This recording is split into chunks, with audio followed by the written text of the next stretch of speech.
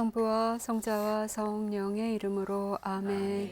은총이 가득하신 마리아님 기뻐하소서. 주님께서 함께 계시니 여인 중에 복되시며 태중의 아들 예수님 또한 복되시나이다. 천주의 성모 마리아님 이제와 저희 죽을 때 저희 죄인을 위하여 빌어주소서. 아멘. 지혜 이모여 저희를 위하여 빌어주소서. 성부와 성자와 성령의 이름으로 아멘. 참여 예수님. 네, 자 저희가요 굉장히 바쁘게 달려왔습니다. 이제 드디어 구약성경 4파트 중에서 마지막 파트가 되겠습니다. 예언서 부분 오늘부터 공부하시도록 하겠습니다. 예언서의 내용이요 굉장히 많습니다. 대예언서만 해도 3개가 되고요. 이 대예언서보다 이제 소예언서라는 책들이 모두 12개가 됩니다. 그래서 저희가 좀 바쁘게 움직이게 될 것 같은데요. 예, 그래서 어쩌면은 오늘 전달되게 되는 예언서 개관 부분, 예, 입문 부분이죠. 이 부분이 다른 책들 소개들보다 훨씬 더 중요하다고 저는 좀 판단을 합니다. 그래서 오늘 전달될 내용들이 조금 더 여러분들에게 잘 전달되고 이렇게 숙지되고 이렇게 되면 더 좋을 것 같습니다. 자, 우선 그 성경 안에서의 위치, 제가 이제 4번째 파트라고 말씀을 드렸는데요.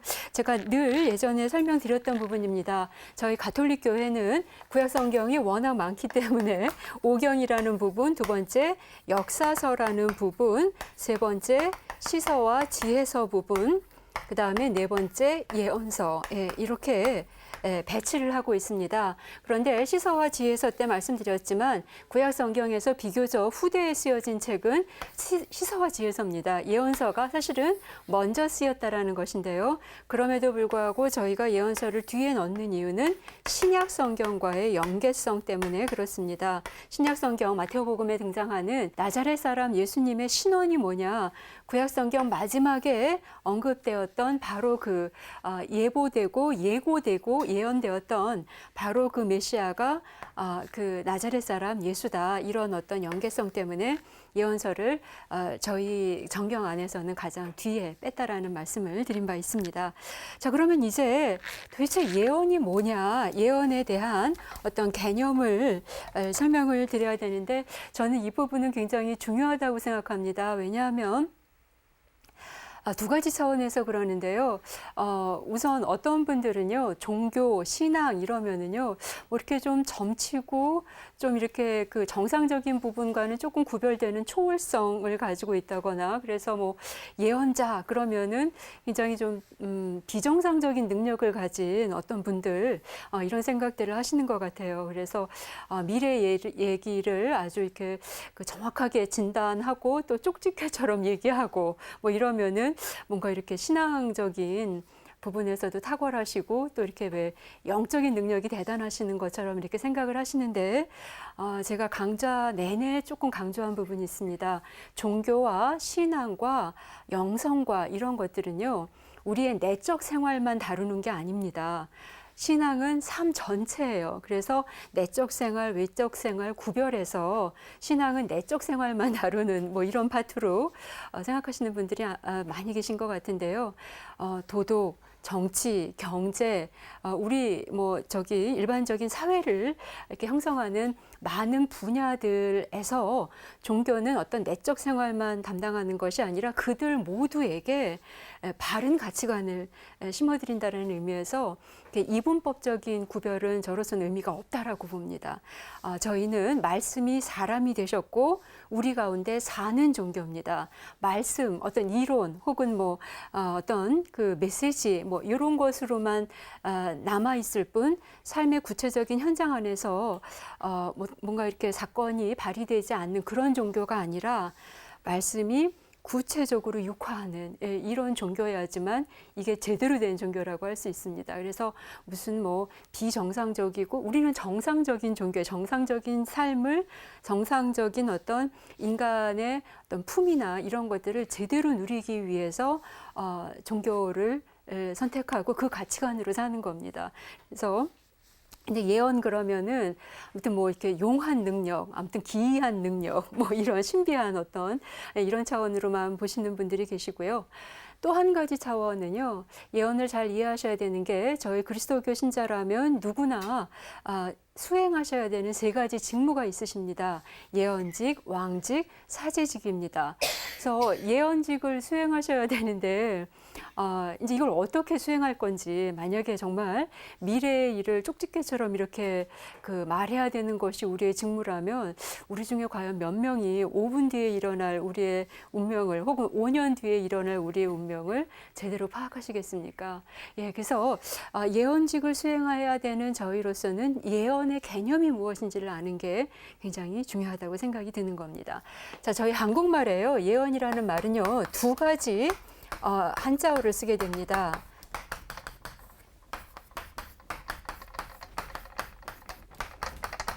자, 둘 다 예언이라고 읽습니다. 그런데 전자는요, 미래의 예자에 말씀 어자를 씁니다. 미래의 것을 얘기하는 거예요. 자, 그런데 두 번째는요, 맡길 예자에 말씀 어자를 씁니다. 요 맡길 예자는요, 저희가 주로 언제 사용을 하냐 하면 예금이라는 단어를 쓸 때 사용합니다.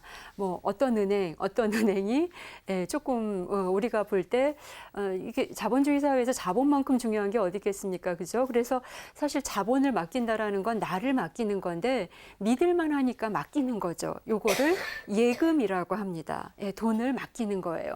자, 성경의 예언은요, 요 두 가지 예언 중에서 사실 후자의 예언의 개념이 훨씬 더 적절하다라고 생각을 합니다. 그리고 그렇게들 많이들 이야기하고 있고요. 지금 무슨 얘기냐면요, 말씀이 믿을 만한 어떤 누구에게 맡겨지는 상황을 저희가 예언이라고 한다라는 겁니다. 그러니까 그리고 여러분들이 항상 기억하셔야 되는 게 성경의 말씀 개념은 단순히 어떤 소리 아니면 어떤 메시지 뭐 이런 것만 있는 게 아니라 아무튼 구체적인 육화를 이룩하신 바로 그분이십니다. 그분. 예, 그래서 바로 하느님 안 보이시고 잘 들리지 않는 그분의 존재가 믿을 만한 누구에게 맡겨지는 것이 바로 예언직 수행이라고 보실 수 있겠다라는 겁니다. 자, 그래서 성경이 이야기하는 예언직은요, 혹은 예언은요, 미래의 것을 알아맞히는, 그래서 뭐 2012년에 무슨 일이 벌어지고 뭐 노스트라다무스라는 분이 어떤 얘기를 하시고 이런 예언보다 훨씬 포괄적인 개념이라고 보시면 되겠습니다. 미래 시제로만 무엇이 전달되는 것이 아니라 성경을 읽어보시면 현재적인 어떤 상황들이 전달되기도 하고요. 혹은 과거 얘기를 회고함으로써도 하느님 뜻이 혹은 하느님이 전달됩니다. 즉 지금 여기에 현존하시는 하느님을 드러내는 것이 예언의 목적인데 이거는 과거를 회고함으로써도 이루어지고 그다음에 현재적인 부분에 대한 진단을 통해서도 이루어지고 물론 미래에 대한 말씀을 통해서도 이루어집니다. 가장 놀라운 것은요, 예언자들이 예언직을 수행할 때 말씀만으로 전달하시지 않고 그들의 삶 전체를 이용하셨다라는 겁니다. 상징적인 행동들을 통해서 예언을 하시는데요. 예를 들어서 호세아 같은 경우는요, 예언직을 본질적으로 어떻게 수행하시냐면요, 결혼이라는 당신의 체험을 통해서 전달을 합니다. 어떤 특별한 결혼을 하시냐면 그 동네에서 사실 예언자라고 하는 분들은 그래도 아무튼 좀 지식층에 속하는 분들 아니겠습니까? 그죠? 뭔가를 신학적으로 설명하시는 분들이기 때문에 그래서 동네에서 나름대로 이렇게 명망 있는 분이신데 그분이 그 동네에서 제일 행실이 나쁜 여자랑 결혼을 하라는 거예요. 이거 조금 쉬운 일은 아닐 것 같습니다. 그죠? 그 보수적인 고대 사회 안에서. 그런데 저희 이제 그 동네에 창녀와 결혼을 하죠. 그래서 이것도 어떤 거냐 하면은 단순히 어떤 그냥 그의 어떤 사생활이 아니라 이런 삶 전체의 상징적 행동을 통해서 하느님은 뭔가 메시지를 전달하신다라는 겁니다. 그러니까 미래의 예고만을 통해서 예언이 전달된 게 아니라 이런 어떤 성실한 남편과 그다음에 굉장히 불성실한 그 여성을 통해서 하느님과 이스라엘의 관계성을 그대로 보여주는 겁니다. 아주 정확한 예언이라고 보시면 될 것 같아요. 그 예언의 개념에 맞는. 그리고 뭐 예를 들어서 아기들의 이름을 정할 정할 때도요, 아빠 마음대로 못 정해요.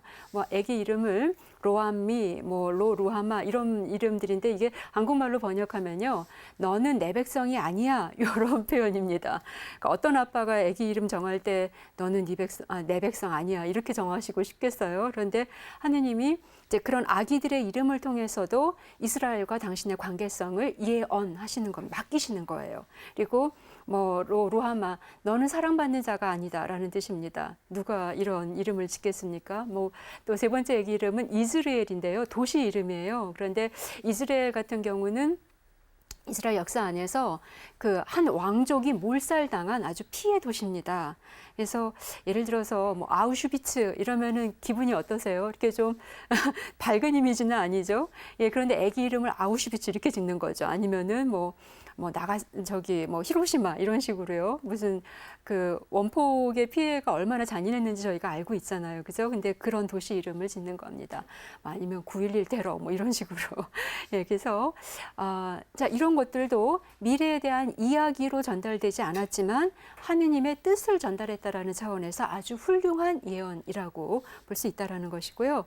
또 뭐 예레미야 같은 경우는 반대예요. 당시에는 결혼을 하지 않는 경우는 굉장히 좀 이렇게 저주받은 케이스였죠. 왜냐하면 자식을 낳아서 번성하고 또 그 자식이 하느님 안에서 축복을 받아서 살고, 예, 이런 것이 구약 성경의 일반적인 어떤 그 의식이었는데요.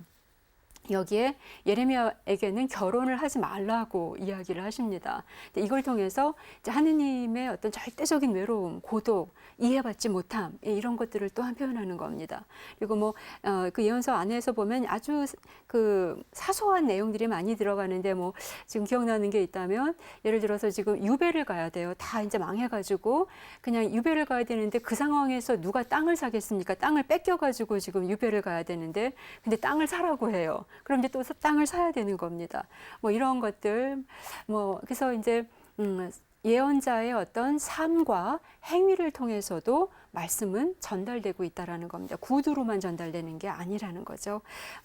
에제키엘 같은 경우는 또 어떤 일을 당하냐면 자기 부인이 죽어요. 근데 부인을 굉장히 사랑하고 자랑스러워하고 어떤 것보다 아름답다라고 생각하고 이런 사람이었는데 그 부인의 죽음을 통해서 전달된 메시지는 뭐냐면 이렇게 됐을 때 이제 예루살렘이 망한다라는 겁니다. 예루살렘이야말로 유다인들의 자랑이고 자부심이고 그들의 어떤 아무튼 그 존재의 근거죠. 그래서 오죽하면 예루살렘을 저희가 시온이라고 하고 후대에 시오니즘이라는 이데올로기가 나오겠습니까? 시온만 생각하면 가슴이 뭉클한 거예요. 이제 그럴 정도로 이스라엘에게는 사랑의 어떤 아주 절대적인 대상이라고 할 수 있는데 그 에제키엘 부인의 죽음을 통해서 예루살렘의 몰락과 멸망을 또한 이렇게 언급하고 있습니다. 자, 이런 것들을 봤을 때 예언이 말로만 구두로만 뭔가를 미래 얘기를 해서 그거를 알아맞히는지 안 알아맞히게 되는지 이런 것에 대한 어떤 그런 소극적인 개념을 훨씬 넘어서는 그런 개념인 것을 또 볼 수가 있습니다. 더군다나 예수 그리스도의 생애는요, 어떤 거였냐면 구약 내내 예언자들을 통해서 혹은 율법을 통해서 혹은 역사를 통해서 혹은 시편을 통해서 하느님은 이런 분이라고 계속 계시해 왔었잖아요. 그죠? 그런데 그래도 잘 모르겠으니 우리는 이렇게 좀 한계가 있는 인간이니까 보고 들어야 그분을 확인할 수 있으니 보고 들을 수 있는 어떤 분을 주십시오. 이래서 메시아를 이제 메시아가 태어나시게 되는 거죠. 자, 그래서 예수님의 육화는 계시 사건의 절정이라고 제가 말씀드린 적이 있습니다. 구약 내내 계시가 이루어졌는데 이 계시 사건의 절정이야말로 보이지 않는 하느님을 보이는 하느님으로, 만질 수 있는 하느님으로, 그래서 3년 동안 같이 공생활을 하시면서 먹고 자고 같이 먹고 자는 거잖아요. 예, 이런 어떤 하느님을 이제 계시해 주시고, 그래서 이제 계시 사건의 절정인데요. 이런 의미에서 본다면 예수님의 생애 전체는 예언이었다라고 봐도 되겠습니다. 왜냐하면 말씀이신 하느님 그분이 그대로 맡겨진 사건이 예수님의 생애 안에서 그대로 드러났기 때문에 그렇습니다. 자, 그래서 예언자들은 입만 자기네들의 예언직의 도구로 사용하는 것이 아니라 그들의 삶 전체가 예언의 1차적 도구였음을 저희가 확인할 수가 있습니다. 자, 그래서 예언의 개념을 이렇게 굉장히 좀 광의의 개념으로 이해하셔야 된다라는 거 이제 조금 이해가 되셨을 거라고 생각이 듭니다. 이 부분이 중요한 게요. 예언과 성경의 예언직과 혹은 예언과 미신을 좀 미신을 좀 구별하기 위해서 저희가 반드시 필요합니다. 이 미신에서 저희가 이제 고등 종교라고 하지 않는 분들이죠. 자, 이분들에게 굉장히 중요한 관점은 미래적 관점입니다. 그래서 미래에 내가 얘기한 게 맞나 안 맞나 이제 그 요거가 맞아지면은 굉장히 용한 예언자가 되는 거죠, 그죠? 그런데 저희는 미래적 관점이 아니라 아까 말씀드린 것처럼 삶 전체를 통해서 혹은 상징적 행위를 통해서 혹은 과거에 대한 회고에 대한 말씀을 통해서도 예언이 전달됩니다. 성경 예언직의 어떤 그 중심이 되는 주목되어지는 관점은 미래적 관점이 아니라 현재적 관점이에요. 현재적. 미래에 어떻게 되던 말던 지금 여기에서 하느님이 맡겨지는 그래서 하느님이 맡겨져서 내가 그분을 드러낼 수 있는 이런 증거자와 또 증언자의 역할로서의 예언직을 수행을 하는 것이지 미래적 관점은 사실 현재가 쌓이고 현재가 진행되었을 때 그 결과에 따라서 주어지는 게 미래라고 보는 겁니다. 그래서 저희 종교의 핵심은요, 그 미래에 구원받고 미래에 천당 가고 뭐 이런 차원보다는 미래에 천당 가려면 지금 여기에서 이미 하느님 나라가 시작됐다라는 거. 그래서 지금 여기에서 천당을 살면 미래에도 살 수밖에 없다라는 거. 그래서 오히려 놓치지 말아야 될 것은 지금 여기에서의 예언적인 활동이고 또 하느님 안에서의 어떤 신학적 결단이다라고 보는 겁니다. 자, 그래서 성서 예언직은요, 시간적 개념과는 그다지 상관이 없습니다. 지금 여기에서 하느님 뜻을 충실하게 사는지, 충실하게 전하는지 이 부분이 중요하다라고 봅니다. 이런 것에 대한 어떤 증거를 또 제가 드릴 수가 있는데요. 성경을 읽어보시면요. 심판에 대한 얘기가 굉장히 많이 나와요. 그래서 너네들이 화를 입을 것이고 너네들이 뭔가 이렇게 멸망을 당할 것이고 그래서 이제 굉장히 지금 여기에서 회개를 촉구하는 그런 아주 그 급박한 전달들, 메시지들이 굉장히 많습니다. 만약에 미래의 것이 반드시 이렇게 그 실현되는 뭐 그런 예언에서만 본다면 그렇다면은 예언자들의 예언이 다 맞았어야만 됐었고 그렇다면 지구는 벌써 몇 번이나 망했을 거예요. 왜냐하면 이미 예언자들의 어떤 메시지가 대부분 파국과 심판을 선고하는 거였기 때문에 그렇습니다. 자, 그런데 우리 지금 지구가 망했나요? 여전히 저희는 많은 그 뭐라고 할까요? 그 정통성을 인정해드리기 어려운 분들이 끊임없이 무슨 새말, 뭐 종말에 대한 예언들이 있었지만 지금까지 저희는 별탈 없이 세상을 유지하면서 살아가고 있습니다. 즉 성경이 이야기하는 이 파국 통보는요, 파국이 실현되기를 목적으로 하는 것이 아니라 그 파국을 통해서 현재를 지금 교육하고 예방하고 그래서 그런 파국을 미리 좀 막자라는 것. 이런 신학적 의미를 갖고 있는 것이지 파국을 그대로 적중률 100%로 이렇게 실현시켜야 된다. 이런 어떤 의미가 아니었다라는 것이죠. 그래서 이런 것에서 본다면 사실 그 미래의 어떤 파국과 심판을 예언했던 그런 구약 성경의 많은 언급들은 결국 불발에 그친 예언이에요.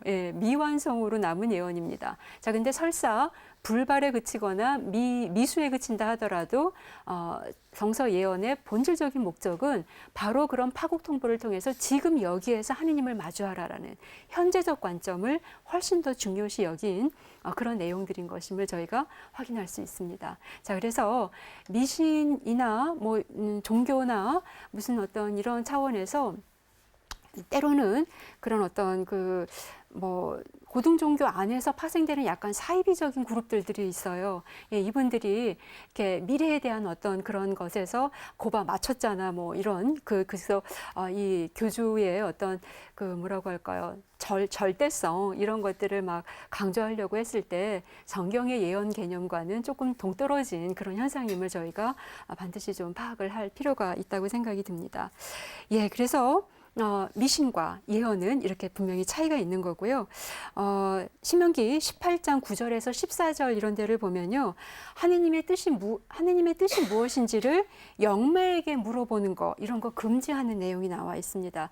답답하시니까 자꾸 이렇게 어디 가시잖아요. 그죠? 그래서 내가 무슨 일이 생길지, 앞으로 무슨 일이 생길지는요, 지금 여기에서의 오늘의 어떤 내 태도나 나의 삶과 내 가치관을 통해서 미래는 결정이 되는 겁니다. 그래서 그런데 물어보시는 거 성경에서도 금지되어 있고, 지금 이런 어떤 설명을 통해서도 여러분들이 좀 확인하시면 좋을 것 같습니다.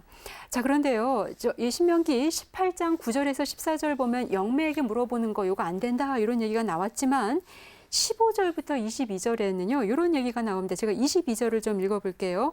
예언자가 주님의 이름으로 말하였는데도 그 말이 이루어지지 않거나 일어나지 않으면 그것은 주님께서 하신 말씀이 아니라 예언자가 제멋대로 말한 것이다. 이런 표현이 나옵니다. 제가 이것을 일부러 좀 읽어드린 이유가 김현수님 강의를 들어보니까 그래 이렇게 미래 거 맞추는 거 그런 거 별 의미가 없다라고 분명히 얘기하셨는데 얘기를 하던데 신명기 18장 22절을 보면 그 말이 맞아야지 참 예언자고 안 맞으면 거짓 예언자다. 이런 말이 나오니 요것도 이렇게 좀 이상하다 이런 생각을 하실까봐 제가 일부러 인용을 좀 해봤습니다. 이런 말이 있긴 한데요. 요건 신명기 18장입니다. 여러분들 제가 신명기의 역사서 설명드릴 때 신명기적 사고의 핵심은 원인과 결과를 굉장히 이렇게 긴밀하게 연결시키는 인과율적 사고다 이런 말씀 드린 적이 있어요. 그래서 내가 열심히 살면 축복 아니면은 저주 뭐 이런 식의 아주 단순한 상선벌학이라든가 뭐 이런 어떤 그 구도 안에서 이렇게 설명을 하는데요. 요게 신명기라는 건 뭐냐면 신명기적 사고를 아주 본질적으로 드러내고 있는 언급이라고 보시면 되겠습니다. 인과율적 사고를 중요시 여기니까 요 말이 맞으면 참 예언자 아니면 거짓 예언자 이렇게 지금 고사고 안에서만 보고 있는 겁니다. 그래서 요 구절은 신명기적 사고 안에서 이해하셔야 되는 구절이지. 왜냐하면 아까 제가 상징적 행위나 예언자들의 삶이나 이런 걸 통해서 예언들이 전달됐다라는 말씀도 드렸고요. 또 다른 증거를 제가 드리겠습니다. 예를 들어서 성경을 보면요. 불발에 그친 예언들이 상당히 수록되어 있어요. 예를 들어서 예레미야서 18장 7절에서 10절 이런 부분 읽어보시면요. 하느님이 어떤 얘기를 하시냐면요. 너네들이 이런 어떤 이야기를 듣고서 회개하면 내가 내 계획을 철회하겠다. 그러니까 이제 당신이 어떤 이스라엘을 이렇게 아무튼 망하게 하는 이런 부분들을 철회하겠다라는 표현이 나옵니다. 즉 인간의 현재적 결단에 의해서 혹은 어떤 봉헌에 의해서 당신의 뜻은 얼마든지 가변적으로 변할 수 있음을 또한 얘기하고 계시는 거죠. 그리고 잘 아시는 요나서 같은 경우는요. 전체적으로 불발에 그친 예언입니다. 왜냐하면 요나가 니느베에 가가지고 너네 망하니까는 이제 분명히 망할 거니까 회개하라 이렇게 얘기를 하잖아요. 결국 하느님의 뜻을 받아들인 니느베는 회개를 하고 망하지 않습니다. 그러니까 요나서 전체는 예언이 틀린 예언인 거죠. 하지만 이제 그러니까 미래적인 부분을 맞춘다라는 의미에서는 틀린 예언이지만 전체적으로 현재적 관점을 중시 여긴다라는 이 구약성경 예언 신학의 본질적인 사고에서 본다면 굉장히 훌륭한 예언이었던 것입니다. 그리고 에제키엘서 26장 1절에서 6절, 29장 17절에서 20절 보면은요. 티로라는 도시 이름입니다. 이곳에 대한 신탁 얘기가 나오는데요. 이게 좀 안 맞아요. 그러니까 이거를 수정해가지고 29장에 다시 한번 전달을 하는 건데 이것도 또한 역사적으로 맞지 않습니다. 그런데 이렇게 뭔가를 맞추는 거 이런 것이 예언자들의 어떤 목적이 아니기 때문에 고쳤어도 또 틀렸어도 그냥 내버려 둡니다. 그래서 뭔가 이렇게 역사적인 어떤 일관성 부분에서는 뭔가 이렇게 좀 불균형을 드러내지만 중요한 건 예언은 딴 거 아니다. 지금 여기에서 하느님 뜻이 전달되면 예언이다라고 보기 때문에 그냥 두는 겁니다. 그리고 다니엘서 같은 경우 11장 같은 데 보면요. 이제 미래에 대한 어떤 예언들이 쫙 나와요. 예고들이 쭉 나오는데 11장 40절부터 40절 이전까지는요. 그 내용들이 다 맞습니다. 그래서 무슨 일이 일어날 거고 무슨 일이 일어날 거고 하는데 40절부터 틀리기 시작을 해요. 근데 틀리기 시작한 이 예언을 수정하지 않고 그대로 성사 안에 이제 뭐라고 할까요? 고착시켜서 그냥 넣어둡니다. 자, 이런 형태를요 저희가 사후 예언이라고 합니다. 사후 예언. 요건 무슨 뜻이냐면요. 예언서 제작의 한 기법인데요.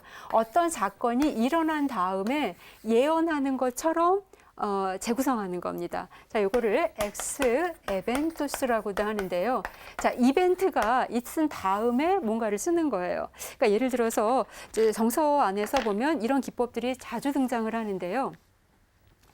지금 저희가 2013년이잖아요. 그런데 제가 마치 한 1945년에 나름대로 20세기를 진단하는 것처럼 글을 쓰는 겁니다. 그래서 1945년에는 해방이 될 거고 조금 지나가지고 50년에는 6.25가 터질 거고 뭐 이런 것들. 그러니까 우리가 이미 알고 있는 내용이지만 이걸 미래 시제로서 이렇게 얘기를 하는 겁니다. 자, 이런 기법을 사후 예언이라고 하는데 다니엘서 11장이 이런 기법으로 쓰여진 본문입니다. 그런데 어느 부분까지는 굉장히 잘 맞는데 그 부분부터 틀렸다라는 건 뭐냐 하면 이 지점에서 다니엘서가 제작이 됐다라는 거죠.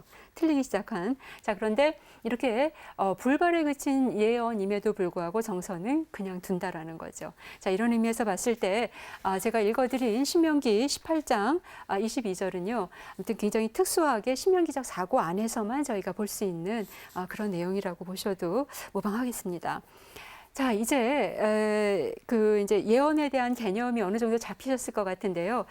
제가 이 예언서라는 책을 쓸 때 지금 이제 교황님이 베네딕토 16세가 사임을 하시고 프란치스코 1세가 이제 등극을 하셨는데요.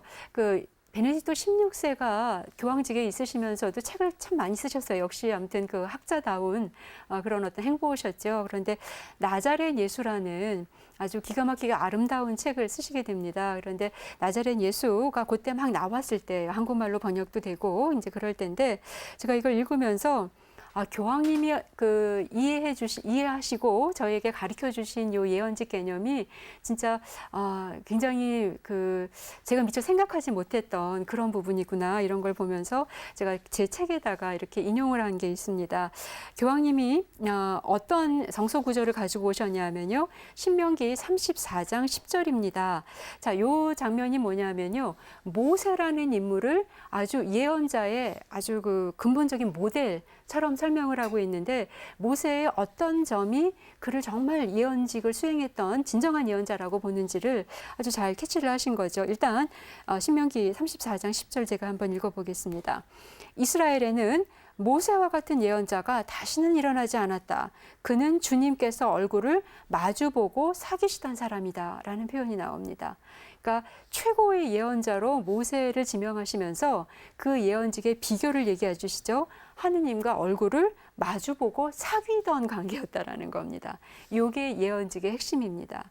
즉 교황님께서 나자렛 예수라는 책 24쪽과 25쪽에 한국말 번역입니다. 24쪽에서부터 25쪽에 얘기하시는 내용을 제가 정리해서 말씀드리면 예언자의 기능은 뭐냐 하면 모세가 왜 이렇게 최고의 예언자가 되었느냐, 그가 이집트에서 뭐 이스라엘을 잘 빼내서 그랬느냐, 아니면 온갖 기적을 행해서 그랬느냐, 그런 거 아니라는 겁니다. 그의 모든 이러한 행위의 핵심, 근원, 이런 모든 행위의 연원이 어디에 있었냐 하면은 하느님과 친구처럼 사귀었다라는 거예요. 자, 요게 바로 예언직입니다. 예, 저희가 수행해야 될 예언직의 핵심은요, 용한 능력이 아니라 지금 여기에서 하느님과 사귀고 그 하느님에 대한 영향을 받아서 지금 내가 안 보이는 하느님을 이 세상 안에서 증거할 수 있을 때, 예, 요게 바로 저희가 수행해야 될 예언직이고, 그리고 다른 비결은 없습니다. 끊임없이 하느님과 뭔가 이렇게 구체적이고 인격적이고 살아있는 관계를 유지하려고 노력할 때, 그리고 이게 단순히 그냥 그런 어떤 뭐 초월적인 그런 뭐 황홀경 뭐 이런 것이 아니라 그게 구체적으로 내 삶 안에서 하느님이 원하시는 가장 풍요로운 인간적인 삶이, 인간다운 삶을 보여주는 모습이 무엇일지를 드러내는 것. 예, 이게 예언직의 어떤 참 내용이라고 보시면 되겠습니다. 자, 그래서 이제 예언직에 대한 개념과 함께 미신과의 차이점도 설명을 좀 드렸고요. 그러면 예언서 전반에서 얘기되고 있는 내용이 뭘까 좀 말씀을 드려야 될 것 같아요. 가장 이렇게 좀 부각되어 있는 건요, 거짓 예언자들과 참 예언자의 대립입니다. 그래서 이제 이 차이가 이제 저희한테 중요한데요. 사실 이렇게 차이를 이렇게 확실하게 구별하기가 참 쉽지가 않아요.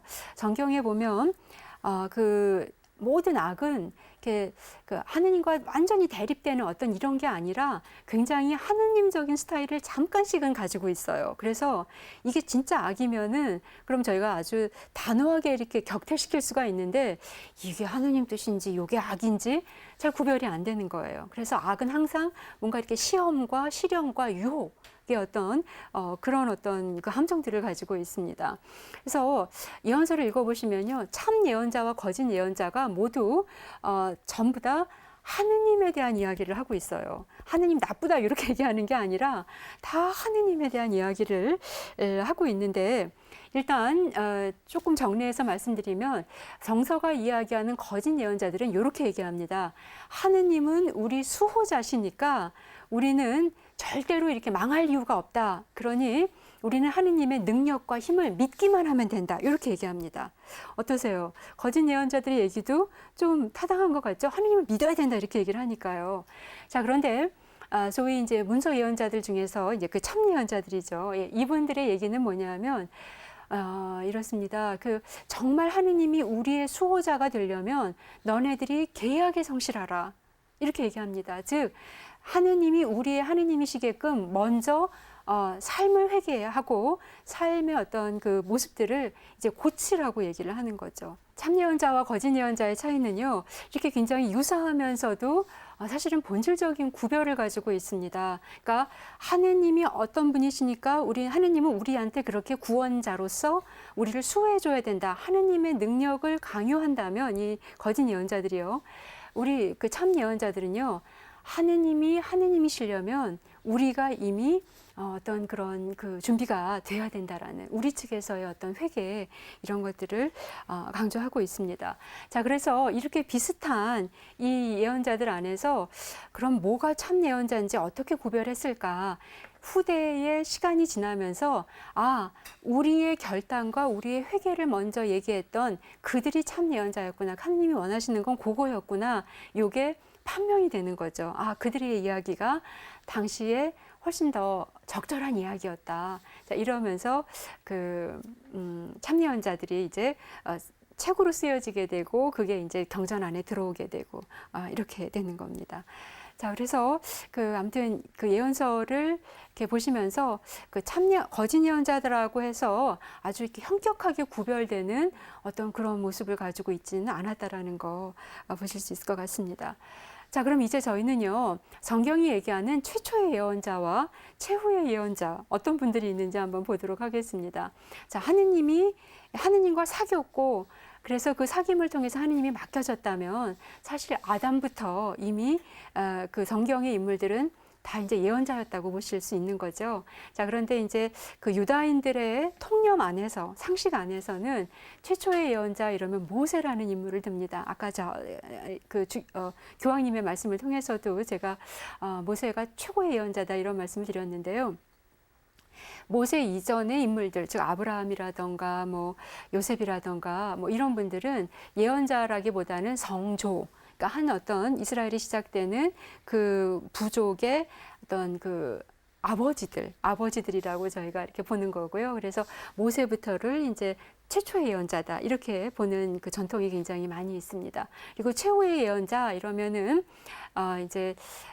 그 일반적으로는 세례자 요한을 듭니다. 왜냐하면 세례자 요한 뒤에 등장하시는 예수님이 유다인들이나 이슬람 사람들에서는 그 예언자거든요. 우리는 그분을 하느님의 아들이고 하느님이시다 이렇게 얘기를 하는데 그분들은 예수님이 예언자인 거예요. 그래서 이제 이러한 뭐라고 할까요? 그런 다른 종교 안에서의 어떤 그런 움직임들을 저희 가톨릭에서는 그건 동의할 수 없다라고 하면서 마지막 예언자는 예수님 이전에 활동하셨던 세례자 요한이다라고 천명함으로써 예수님은 예언자가 아니다 이렇게 얘기를 하는 거죠. 자, 하지만 제가 지금 설명드린 부분에 대해서 이런 어떤 내용의 근거에서 본다면 최후의 예언자는 바로 우리 자신입니다. 우리 자신, 우리가 예언직을 수행하셔야 되기 때문에 우리가 지금 최후의 예언자라고 할 수 있고요. 교의 현장이라는 바티칸, 제2차 바티칸 공의회의 아주 그 중요한 헌장 중에 하나죠. 교회 현장 35항에는 이런 얘기가 나와 있습니다. 생활의 증거와 말씀의 힘으로 성부의 나라를 선포하신 위대한 예언자 그리스도께서는 영광을 완전히 드러내실 때까지 당신의 예언직을 수행하시되 당신의 이름과 당신의 권한으로 가르치는 성직계를 통해서뿐만이 아니라 또한 평신도를 통해서도 성취하시는 것이다. 즉 사제들이나 수도자들만 예언직을 수행하는 게 아니라 바로 평신도 여러분들을 통해서도 예수 그리스도의 예언직은 계속해서 이어진다라는 부분을 명시하고 있습니다. 자, 그러면 이제 이스라엘의 어떤 그 예언 그 활동들이요 어떻게 변형되는지 이런 부분 좀 설명을 드려야 될 것 같습니다. 성서를 읽어보시면은요, 제가 아까 예언과 미신은 조금 이렇게 구별됩니다. 이런 말씀 드렸는데, 사무엘기라던가 아니면은 뭐 아주 초기의 어떤 예언 현상들, 이런 데를 보시면요. 그럼에도 불구하고 이 점치는 사람들이 등장합니다. 소위 신접한다고 하죠. 하느님을 굉장히 비정상적인 방법으로 이렇게 접하는 그런 현상들이 등장을 해요. 그래서 이렇게 예를 들어서 어떤 부분이 있을까요? 사무엘기 상권, 지금 화면으로 나가시니까 한번 한번 보시면 될 것 같습니다. 10장 5절에서 6절. 여기서 보면은 황홀경이라는 표현이 나옵니다. 황홀경에 빠져서 이제 막 예언자들이 뭐 예언을 한다 이러는데 이때 보면 수금을 뜯고 손북을 치고 피리를 불고 비파를 타는 가운데 이런 표현이 나오는 거거든요. 자, 이런 음악들이 감미롭게 흘렀나 보다 이렇게 생각하실 수도 있지만 사실은 굉장히 광란의 음악이 동반되는 겁니다. 이 손북이라든가 꽹과리라든가 아니면은 수금, 뭐 피리 뭐 이런 게요. 현재 우리 관현악단에서 듣는 그런 게 아니라 그 고대의 음악들은요 굉장히 좀 거친 음들이 등장을 하거든요. 여러분들 사물놀이 같은 거 하실 때 보면요 이게 리듬이요 이게 진짜 어떤 순간 가다 보면 이게 정말 타론의 격지에 이르는 정도로 이게 굉장히 아무튼 비트가 강한 건데요. 결국 이제 지금 여기서 얘기하는 건 뭐냐면요. 광란의 음악을 통해서 신접했다라는 겁니다. 아주 그런 거고 또 열왕기 상권 18장 26절에서 29절을 보면 유명한 엘리야와 바알 예언자들의 대결이 나오는데요. 이제 비를 내리게 하는 그런 모습이에요. 그런데 거기 한 부분을 읽어보면 그러자 그들은 더 큰 소리를 부르며 자기들의 관습에 따라 피가 흐를 때까지 칼과 창으로 자기 몸을 찔러댔다. 한낮이 지나 곡식 제물을 바칠 때가 되기까지 그들은 예언 황홀경에 빠졌다. 이런 얘기가 나옵니다. 피가 흐를 때까지 칼과 창으로 자기 몸들을 찔러대는 거. 굉장한 어떤 자학이죠. 그죠? 예, 그래서 자, 이렇게 정서에 보면요. 약물이나 자해나 주문이나 마술적 능력이나 광란의 음악이나 이런 걸 통해서 신접하는 모습이 있다라는 겁니다. 그리고 또 보면은 이런 이제 점들을 칠 때요, 이렇게 별자리를 보고 점을 치거나 혹은 짐승의 내장을 해서 간의 모습을 봐요. 이걸 가지고 또 점을 치고 또 이제 깃털 같은 걸 이렇게 날립니다. 그러면 얘가 이렇게 팔랑거리면서 내려오게 되는데, 자 이때 어떤 모습으로 내려오는지 또 이런 것들도 등장을 합니다. 자 그래서 조금 이제 혼란스러워지시는 거죠. 이런 어떤 황홀경 체험이라는 것이 있었는데 이것이 예언서와 지금 예언 개념과 어떻게 연결될 수 있을까? 우선 본질적으로 말씀드릴 수 있는 거는요. 이런 모습이 소위 문서 예언자들, 예레미야서라든가 이사야서라든가 자 이런 책에 그대로 유입되어 있지 않습니다. 이건 무슨 얘기냐면 어느 시대와 함께 이제 종식됐다는 얘기죠. 이건 또 무슨 얘기냐 하면 이제 예언자들은요 뭔가 이렇게 신접해서 뭔가 이렇게 좀 기괴한 모습을 드러내는 거 여기에 대해서 그게 큰 의미가 있을까라는 질문을 던지기 시작을 했다라는 겁니다. 보통 이런 신접은요, 왜 이렇게 고대 근동에 아주 고대 종교들 안에서 많이 들어 있는 건데요. 그리고 정서에 등장하는 이런 장면들은 고대 근동 종교의 영향을 받은 겁니다. 그 시대에는요, 그 신접하는 게 굉장히 중요하다고 여겼던 게 왜 그러냐 하면 농경사회에서 제일 중요한 건 하느님 뜻을 아는 겁니다. 오늘 비가 올지 안 올지, 오늘 씨를 그래서 뿌려야 될지 말아야 될지. 자, 이게 지금 그들에게 가장 중요한데 저희들처럼 과학적인 데이터가 없는 상황에서는 누군가 물어봐 줘야 된다는 거죠. 그래서 신접해서 하느님 뜻을 알아야 되는데 정상적으로는 신접이 안 된다고 보니까 이런 약물이라든가 광란의 음악이라든가 자해라든가 이런 방법들이 동원됐던 겁니다. 자, 그래서 뭔가 정상적이지 않은 모습이 드러나는 건 분명한 거예요. 예, 그런데 이제 후대로 들어가면서 정서의 예언자들은요, 그거는 하느님이 현재 분명히 살아계시고 현존하신다라는 것을 드러내기 위한 하나의 사인이지, 그건 이미 우리 다 알고 있는 거다. 하느님 살아계시고 신적 능력이 우리 주변에 있다라는 거 다 아는 건데, 정말 중요한 건 그분의 뜻을 구체적으로 알아내서 우리 삶 안에 적용시키는 거다. 그러니까 하느님 뜻을 알아내는 것이 중요하지 하느님의 현존을 확인하는 건 이제 더 이상 중요하지 않다라고 보는 겁니다. 그래서 영내림을 받는 것이 중요한 게 아니라 이제 말씀을 받아서 그분의 어떤 의견이나 이런 뜻이라던가 자, 이런 것들을 구체적으로 실현하는 거, 적용시키는 거, 활용하는 거, 이게 중요하다고 봐서 이제 영의 내림은 말씀의 내림으로 전환되게 되는 겁니다. 예, 그래서 정서 안에 초기 예언자들은요, 초기 예언 현상 안에서는 자, 이런 어떤 특별한 신접의 방법들이 등장하나 이제 지속되지 않고 새로운 형태의 예언 현상으로 들어가게 되는데요. 이 두 번째 단계를 저희가 어떤 단계라고 하냐면요, 누구누구의 아들들, 뭐 이래서 그 이제 만약에 그 히브리 말에서요, 누구누구의 아들들 이러면 성인 남성 그룹의 어떤 대사회적인 활동을 이야기하는 겁니다.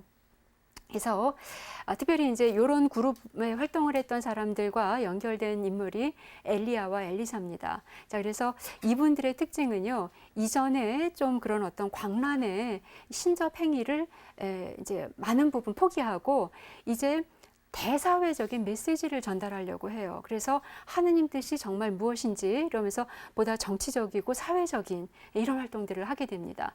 자, 그러면서 이분들의 위상이 높아지면서 이제 세 번째 단계에는요, 궁정 예언자라는 분들도 등장을 합니다. 나탄이라든가 가드라든가 이런 분들이죠. 즉 사회적인 힘을 확보하시게 되면서 이제 예언자들은 왕의 고문 역할까지 하게 되는 겁니다. 그래서 이제 굉장히 왕조를 유지하고 움직이는데 큰 힘을 발휘하게 되죠. 자, 그러면서 이제 마지막에 등장하는 그룹이 이제 소위 문서 예언자들입니다. 이 저희가 이제 그 책을 통해서 배우게 되는 그 문서로서 당신 예언직을 전한 이런 분들인데요. 자, 이분들은 어떤 분들이냐면요, 이런 부분에 좀 집중을 합니다. 궁정 예언자들이 어떤 큰 사회적인 힘을 갖게 됐지만 이게 나름대로는 어떤 병폐도 동반했다라는 거예요. 왜냐하면 본질적인 예언직은 뭐였습니까? 하느님과의 유착이고, 그래서 하느님만을 옹호하는 이게 예언직인데요. 이게 왕실 예언자들은요, 누구와 유착을 하냐 하면 왕실과 기득권과 유착을 하게 되고, 그래서 왕실을 옹호하게 되는 겁니다. 자, 그러다 보니까 하느님과의 유착이 가장 중요했었던 건데 오히려 왕실과 유착되고 왕실을 옹호하게 되면서 이제 그런 제도권에 있지 않은 소위 변두리 세력들이죠. 이분들이 하느님의 뜻은 바로 이거요 라고 하면서 이 하느님의 뜻을 전달하게 되는 거죠. 그래서 어떻게 보면 이 문서 예언자들은 궁정 예언자들과는 조금 대립되어 있었던, 그래서 아까 제가 참 예언자, 거짓 예언자 말씀드렸을 때 참 예언자들 대부분, 거짓 예언자들 대부분은요, 약간 이렇게 기득권을 가지고 있던 분들입니다. 그러니까 하느님이 우리를 도와줄 거니까 가만히 있어라, 이렇게 주장을 하는데요. 기득권을 가진 분들이 주로 하시는 내용이 이런 거죠. 기득권을 유지하려면은 그 어떤 움직임도 있으면 안 되거든요. 그러니 하느님이 우리를 도와주실 거니까 너네들은 가만히 있어, 이러는 거고요. 이 참 예언자들, 문서 예언자들은요.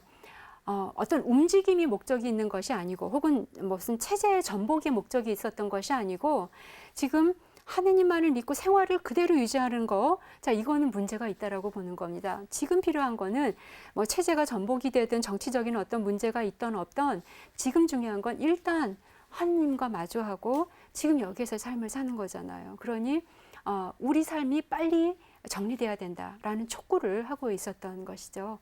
자, 이래서 성서 예언서들을 이렇게 쭉 읽어보시면 아주 초기 현상 안에서는 고대 근동 원시 종교의 영향을 받아서 이렇게 자연적으로 뭔가 비정상적인 방법에서 신접하는 모습을 볼 수 있으나, 자, 이것이 사회적인 활동으로 전이되는 모습을 볼 수가 있고요. 이거는 엘리야와 엘리사를 통해서 이루어집니다. 그래서 우리 신약 성경에 보면 이런 장면이 나옵니다.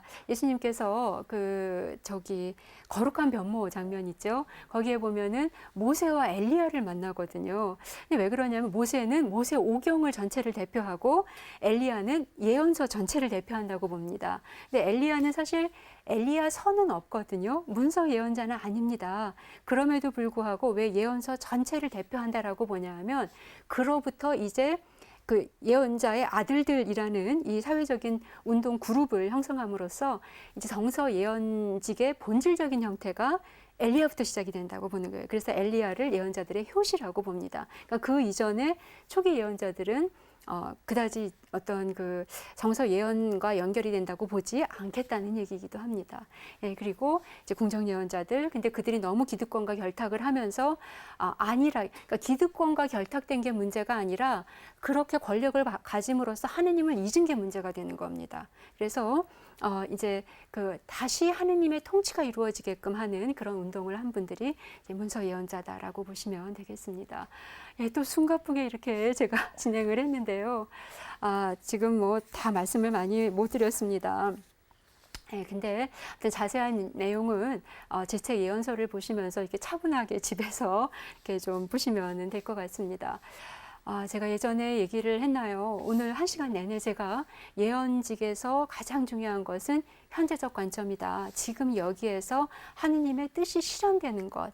이게 바로 이제 예언자들의 목적이었던 거거든요. 그러니까 어떤 정권이 들어서는지 아니면 어떤 정치가 이루어져야 되는지 이런 거 관심 없습니다. 근데 분명한 것은 하느님의 뜻을 실현하는 그런 통치, 그런 사회, 이거는 분명히 있어야 된다고 얘기를 했던 것이죠.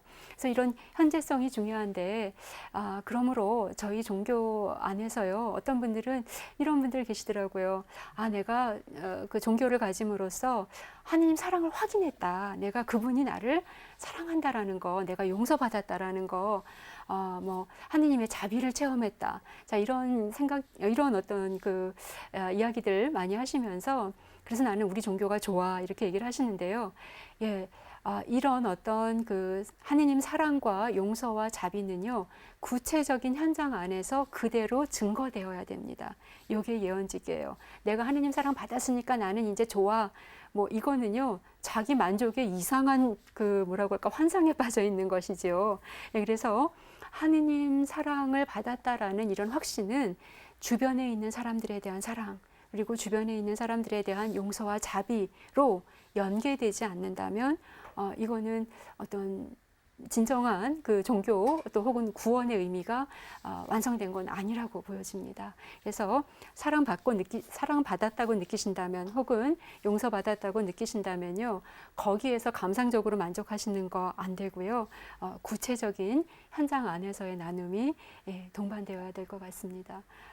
마치겠습니다. 성부와 성자와 성령의 이름으로 아멘. 영광이 성부와 성자와 성령께 처음과 같이 이제와 항상 영원히 아멘. 성부와 성자와 성령의 이름으로 아멘. 감사합니다.